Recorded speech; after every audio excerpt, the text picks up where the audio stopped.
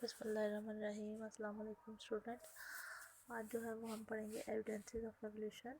ठीक है, evidences of evolution जो है वो एवोल्यूशन लीव्स ऑब्जर्वेबल साइंस, यानी जो साइंटिस्ट एवोल्यूशनिस्ट हैं जो वो एवोल्यूशन की थ्योरी पे बिलीव रखते हैं, जैसा कि डार्विन था, उसने अपनी एवोल्यूशन की थ्योरी जो पेश की थी वो एविडेंसेस की बुनियाद पे दी थी, यानी उसको जो फॉसिल्स रिकॉर्ड मिले थे और बाकी जो एविडेंसेस उसने कलेक्ट की थी अपने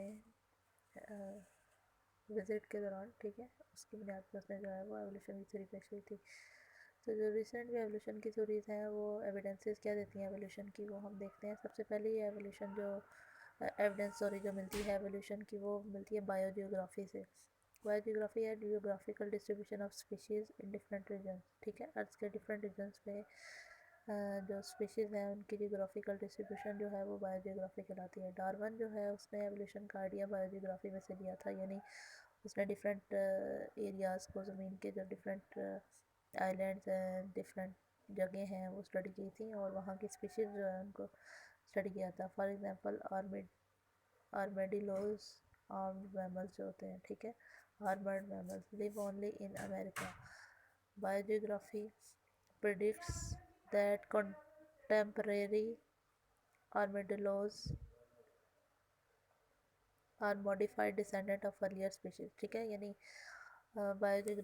जो उसने मेंडल ने आर्मर्ड मैमल्स जो थे उनको स्टडी किया था, मेंडल नहीं, डार्विन ने, वो अपने ही क्या कहते हैं ख़ास स्पेसिफिक एरिया में पाए जाने वाले थे और ख़ास स्पेसिफिक डिसेंडेंट्स थे इंसेस्टर्स के। ठीक है, यानी उनके स्पेसिफिक इंसेस्टर्स थे, तो उनके फॉसिल रिकॉर्ड ने कंफर्म किया था आर्मर्ड मैमल्स के जो उस एरिया में थे कि इस एरिया में इनके इंसेस्टर्स जो हैं वो रहते थे। तो बायोजियोग्राफी से इस तरह से मेंडल ने उसकी एवोल्यूशन की ली एविडेंस। ठीक है, उसके बाद फॉसिल रिकॉर्ड आ जाता है। फॉसिल रिकॉर्ड जो है वो उससे मैं हाँ जी, उसके बाद फॉसिल रिकॉर्ड जो है succession of fossil farms is strong evidence of evolution. It provides visual record. ठीक है, फॉसिल जो है, फॉसिल देखने के बाद विजुअल एक किस्म की एविडेंस मिलती है, विजुअल रिकॉर्ड मिलता है एवोल्यूशन का।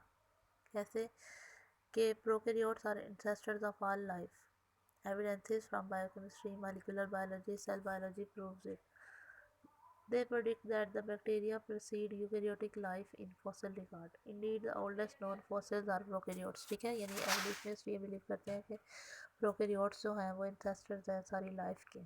ठीक है, तो जो प्रोकैरियोट्स हैं वो उन और एवोल्यूशन के हवाले से भी जब देखा जाए तो प्रोकैरियोट्स जो हैं वो ही सबसे मतलब उनका जो फॉसिल रिकॉर्ड मिलता है वो ये प्रूव करता है कि वाकई ये जो है ये सबसे पहले प्रोकैरियोट्स ही आए थे दुनिया में। Different classes of vertebrate animals separate chronologically in fossil record. ठीक है, क्रोनोलॉजिकली का मतलब है तारीखी वाक़यात की तरह, जैसे हम कहते हैं कि एक पहले एक नस्ल आई, फिर दूसरी नस्ल आई, फिर तीसरी नस्ल आई, तो उनके फॉसिल रिकॉर्ड भी उसी तरह से जो है वो मिलते हैं एनिमल के मुख्तलिफ स्पीशीज़ के। Fossil fishes are earliest vertebrates, amphibians followed by reptiles, फिर mammals, फिर birds। ठीक है, तो ये सीक्वेंस जो है वो बिल्कुल उसी तरह से है जैसा कि एवोल्यूशनिस्ट उनका सीक्वेंस बताते हैं। Evolution of force provide an example of such a history.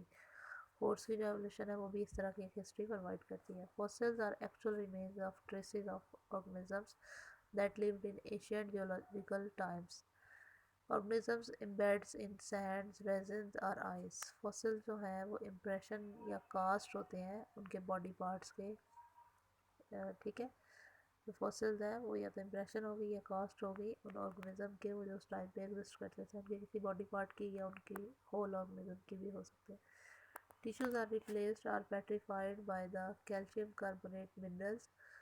Most fossils are found in sedimentary rocks. ठीक है, कंपैरेटिव एनाटमी और कंपैरेटिव एम्ब्रियोलॉजी वाली जो एविडेंसेस है और मॉलिक्यूलर बायोलॉजी वाली, ये हम अपने कल वाले लेक्चर में पढ़ेंगे स्टूडेंट। आज बस ये इतना ही हम थोड़ा सा ही कवर कर रहे हैं, आपने अब इसको याद कर लेना है। थोड़ा थोड़ा भी हम कर लें तो अब हमारा सिलेबस ऑलमोस्ट कवर होने वाला है। इस चैप्टर के बाद बस एक ही चैप्टर आप लोगों का रह जाएगा ख़त्म होने वाला, तो इसलिए थोड़ा थोड़ा भी करके अगर हम पढ़ लें तो हमारा सिलेबस इंशाल्लाह कवर हो जाएगा 2 वीक्स में। ठीक है, इसको अब आपने अच्छी तरह से याद कर लेना है एविडेंसेस ऑफ एवोल्यूशन वाले टॉपिक को। कंपैरेटिव एनाटमी जो है वो हम कल पढ़ेंगे।